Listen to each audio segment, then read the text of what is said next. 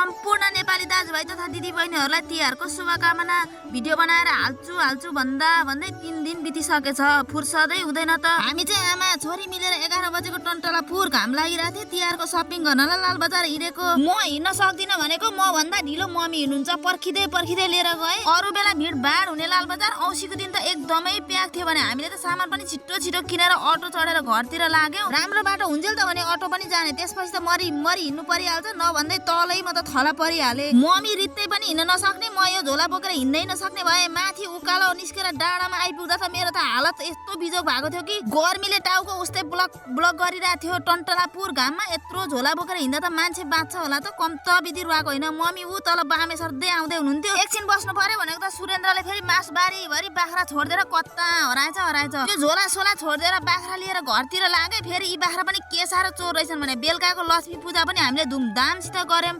आजलाई चाहिँ यति नै। भिडियोलाई लाइक गरी च्यानल सब्स्क्राइब गरेर अल नोटिफिकेसन दबाउन नभुल्नुहोला। इन्डु भाइ राधे राधे।